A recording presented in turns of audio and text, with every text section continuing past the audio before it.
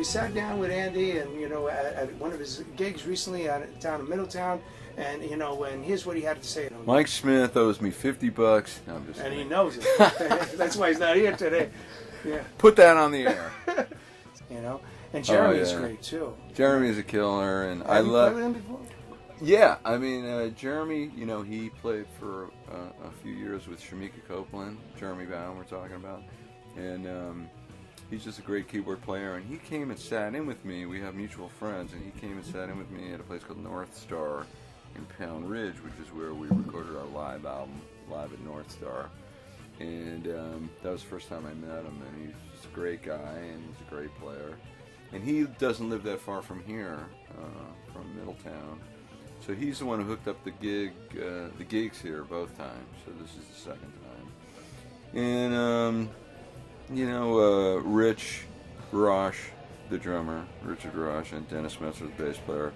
I've been playing with them for a long time, for about 15 years, and we're really close friends. Which is really an important thing for me at this stage in life to have as band members and guys to play with, and just to get in a car with for drives that are far too long. Yeah. And we're just gonna have a good time, like, no matter what. Like, we're all really good friends, and that hopefully ends up getting translated in the music, because when we play, that camaraderie, it plays a big part in the way that we play, in the way we listen to each other, and sort of like, what would you do for a friend? Well, as a musician, the best thing you could do is listen to them and communicate with them and have fun with them, and push him and have him push you, and just sort of whatever, all the sort of pluses that come with finding guys that are not only great musicians, but people that you become really close to on a personal level. So that has a lot to do with it. You know what I mean? Like, I couldn't. You're telling me that you feel like tonight I'm, kind of really going out there, but I could not do that without them, without them sounding as good as they sound. You know what I mean?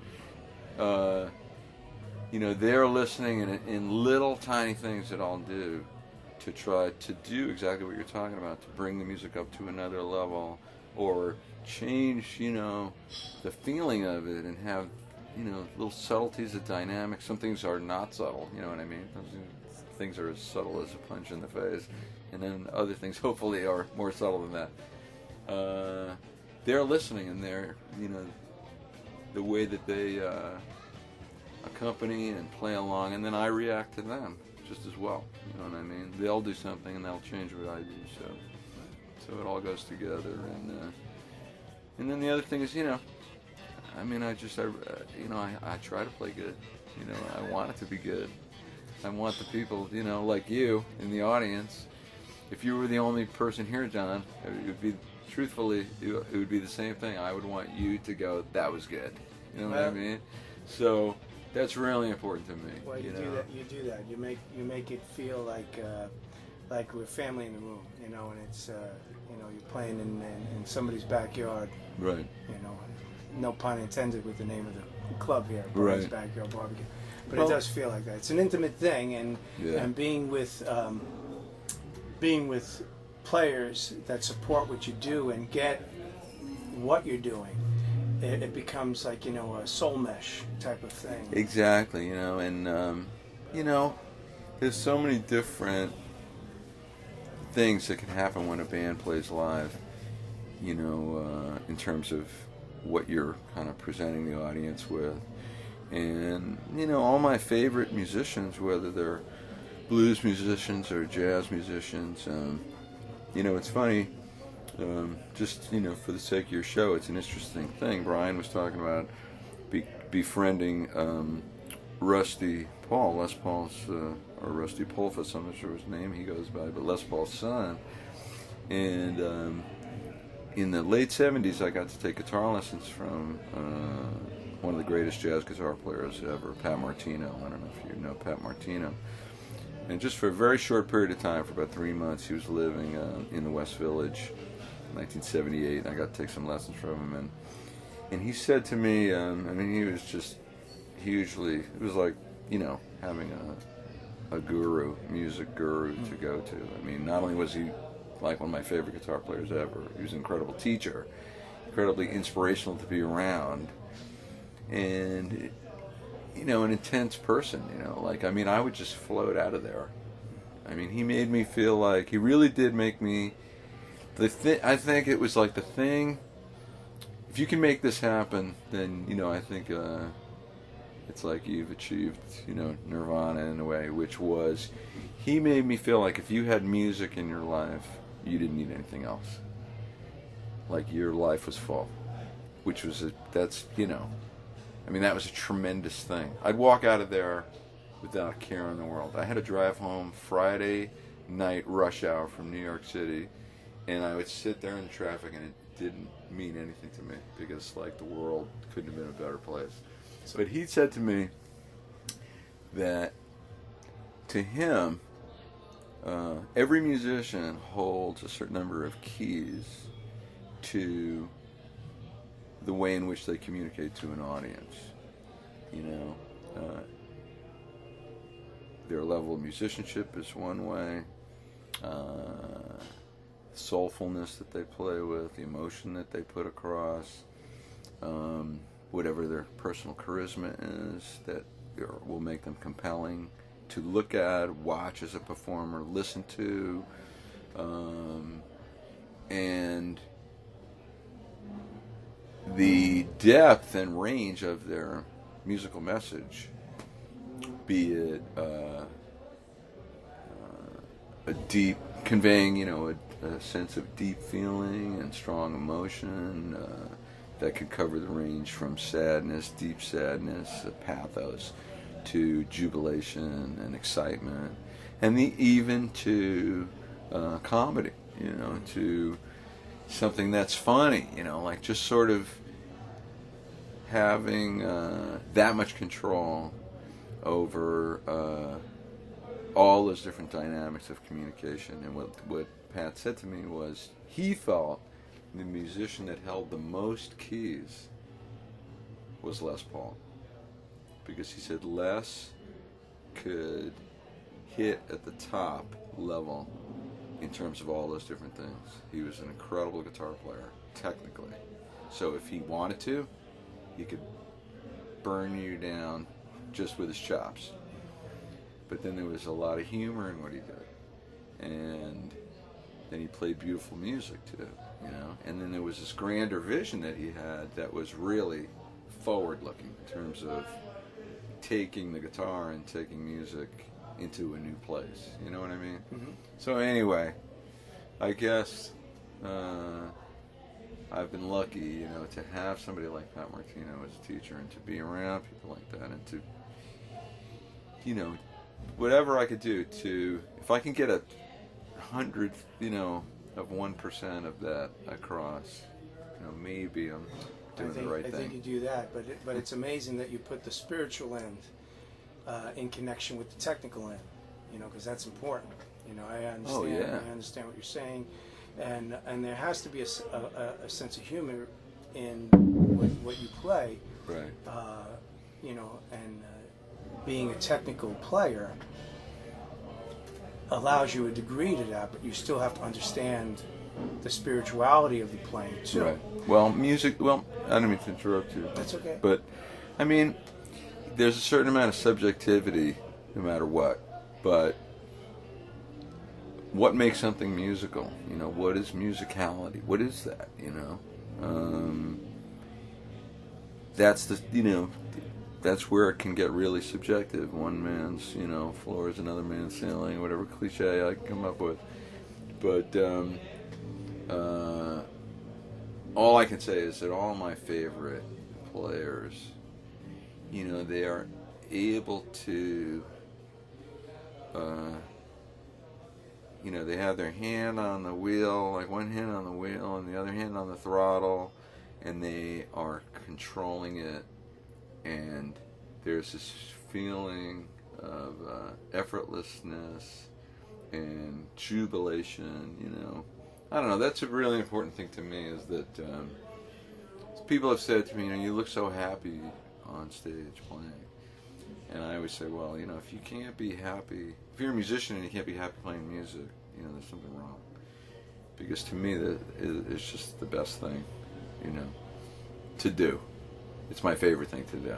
There's, if I'm on stage and I'm not having a good time, it's probably my fault somehow.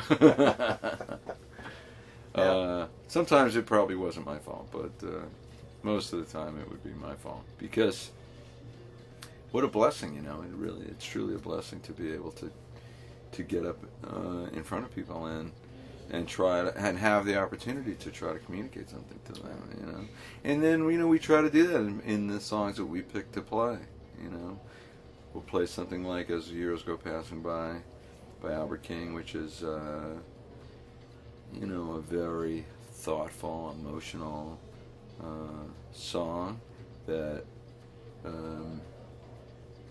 offers the opportunity to play, with as much emotion as you can put into it. It's a very serious. The lyrics to the song are serious, But then, even within that, I don't know. I guess my biggest musical hero is Jimi Hendrix, and Hendrix also was brilliant at that, where he could go from the heaviest sounding thing to sort of making fun of it, or just turning it on a dime,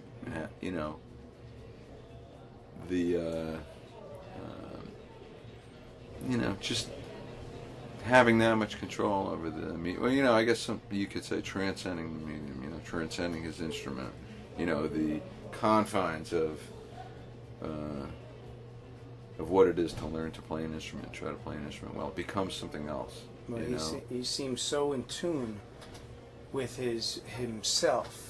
Exactly. And what the vehicle of his instrument was for his it's just him. His spirit. Yeah. It was all his spirit. Yeah, and exactly. And his personality. I don't know if there were so many players that learned to an extent. You still have to understand where he's coming from, because there's two different things. You could play like Hendrix, but you can't sound like Hendrix unless you understand where he's coming from, which I think you do, and it would show. Well, I try. I mean, I don't know. Well, that's for me to determine, right? I guess I've been trying my whole life, and all I can say is, it's a great feeling, and it's the same thing, for all the music I love. There's a feeling that's a great feeling. If I can tap into that feeling when it's my turn to play, and communicate that to people. And I've been very lucky too, in terms of the situations that I've been in and the musicians that I've had a chance to perform with. I've learned great lessons from them. Getting on stage with Dickie Betts night after night.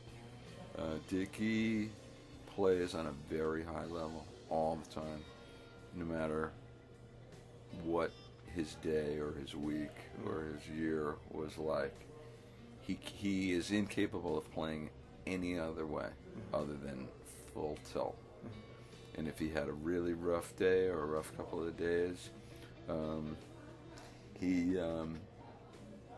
going to struggle with it, and you'll see that he's like wrestling alligators out there, But he just puts his legs apart and he puts his head back and he does not fuck around. Like, he doesn't. And if you are going to play, standing next to him and you're going to play with him, you can't give less than that, because it would be so obvious. You know what I mean? Like, he just sets the bar like up there. So I just feel lucky, I've had the chance to play with people like that. Well, not everyone has had the chance to do that, or been invited to do that. And you have to be a certain type of person, I think, to stand next to Dickie Betts, because there's a big man in the room, and we'll leave it at that when it comes to that. But Dan Toller, who's a fantastic guy, who's got a great personality, as well as yourself. I mean, and I think that's important. The guys that are exceptional players, but they know how to deal with other people's vibes. Right. Keeps them in the room. Right. Well, that's part of what you're talking about is the sideman thing. If you're going to be a sideman, and you're part of your job is that's what you are. Like you're there. You're part of the support system. And that can mean a lot of different things. It can mean different things on different days. Right. But in terms of my role playing with Dickie Betts, he relies on me to remember certain things that he might not necessarily remember. So I have to have it together. Right. I mean, he's paying me, right? Right. Well, it's what Ron Wood does for Keith Richards too, right? Sometimes. Yeah, right. Sometimes Keith's got to do it for Ronnie. Yeah, true. And then who's the guitarist that's in the chorus? That's with the Stones. There's one guitar. Blondie Chapman plays Yes, guitar right. sometimes. Yeah. But it's because they keep him in the shadows. But Right. he's got the guitar on in case the both of them start to Right. dance the Well, wrong you way. never know. It is rock and roll, right? That's right. It all works. Johnny Winter said it to me once. He goes, because it's another thing. Johnny Winter is one of my biggest heroes my whole life, and I've become friends with him. And one of my drummers is Vito Luisi, who's in Europe with Johnny Winter right now. He's been playing with Johnny for years.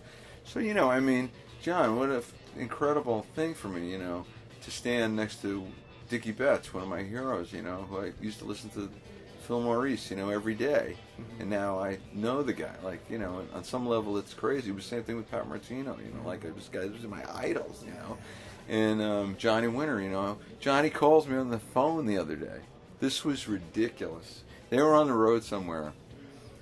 Phone rings. It's Johnny's manager, Paul Nelson, who's a good guy.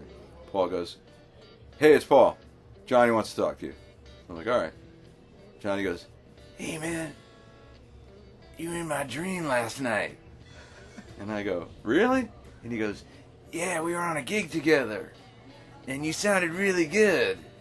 And I said, "Yeah, you must have been dreaming." And he goes, "Yeah, maybe it was a nightmare." Called you from Europe to tell you that. No, it wasn't even in Europe. They were in California. But Uh-huh. he's like, and everyone's laughing in the background. He's like, "Yeah, maybe it was a nightmare." And it's like, on some level, this is ridiculous. Like it's Right. Johnny Winter, So, anyway. So you're a great fan as well as Well, fuck. I mean, that's never going to go away. I mean, that's a big part of the whole thing. You love what you do. It's obvious you love what you do. You get up there and you give it all. I mean, I'm listening to you play tonight, and I'm hearing it. You hear it, and that you have respect, not only respect, but a friendship with people that respect you back and have a friendship with you back. Well, it's got to be an amazing I'm really feeling. thankful for that. I always say no accounting for taste, but I have a couple of questions I want to ask Okay. that are a little off.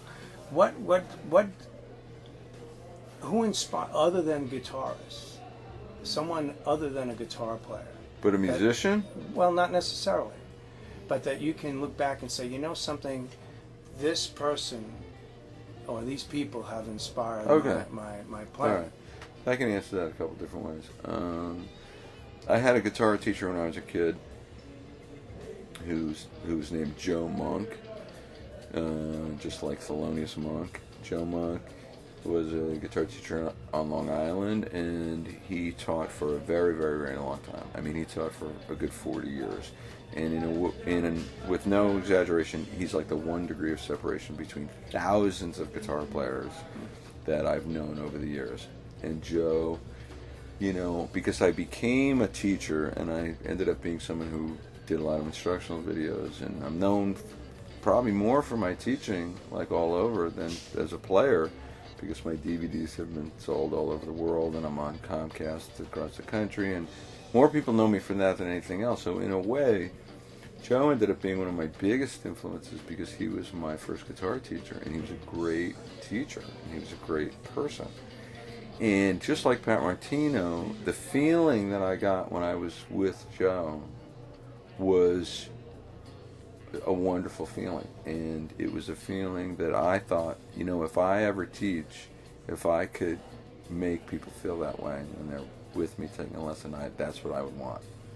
And that was the most important thing. You could be teaching anything, but it had more to do with, I don't know, to put it in a nutshell, having a positive musical experience and how much mileage you can get as a person, even from one positive musical experience in your life. One really positive musical experience can make up for 20 not positive musical experiences, and because you're a musician, so you know what I'm talking about. It's like golf, right? You hit that one really great shot, proves you could do it, right? And you go, this isn't hard, right? And then you hit 60 shots that are horrible, and you go, yeah, but I hit that one that was really great, so I know it can happen. You can I know what's possible, right? And so Joe was big, and musician-wise, aside from guitar players, Jimi Hendrix is number one, Pat Martino, Wes Montgomery, Pat Metheny, John Scofield, who I've gotten to know and become really good friends with, and I mean, he's just tremendous, and he covers the gamut, all different styles of guitar playing. John McLaughlin, Mahavishnu Orchestra, Billy Cobham. I love drummers. Cobham is one of my favorite drummers. Jack DeJohnette, Philly Joe Jones, Ginger Baker, Mitch Mitchell. I got to know Mitch Mitchell really well. I got to play a million times with Mitch Mitchell. I mean, for me, forget about it. It's like baseball fantasy camp times a million.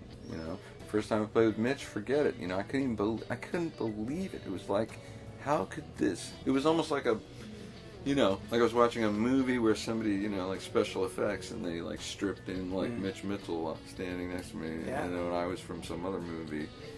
And you're standing there, and Mitch Mitchell is and I got to know him really well. I think it's just an incredible blessing. And Billy Cox. Billy is the greatest. I love Billy, and I mean, but just to sax players, Charlie Parker and John Coltrane, Ornette Coleman. I mean, these people are they've provided so much inspiration for me. Miles Davis and Lee Morgan and Art Blakey and the Jazz Messengers, all the stuff with the different bands that he had, Wayne Shorter, all the different Miles bands. And then I went to art school. I have a degree in art, so certain artists like Willem de Kooning or Jackson Pollock or Picasso. When I was younger, Salvador Dali. I don't know.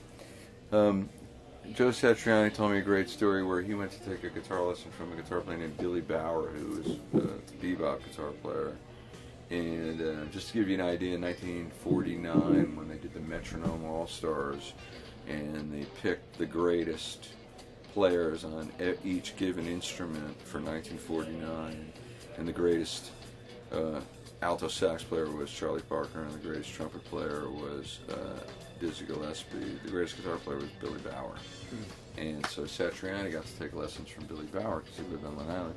And Joe told me that he went to take this lesson from Billy Bauer, and Billy said, he had a painting in the room they were in, and he said, I want you to look at that painting and look at it for 10 minutes or 15 minutes, and then I want you to play something on the guitar. And Billy Bauer walked out of the room. And this was, Joe's thinking, this is my guitar lesson. So, inspiration comes in all different ways, and, you just have to be open to it. And the more open you are, I think the more opportunity there is for your music to have more depth in it. We share a close friend, Jimmy Traitline. Jimmy's a perfect example of exactly what I'm talking about. You know what I mean? I play better when I play with Jimmy. Well, you probably sound better because Jimmy, talents are pretty limited.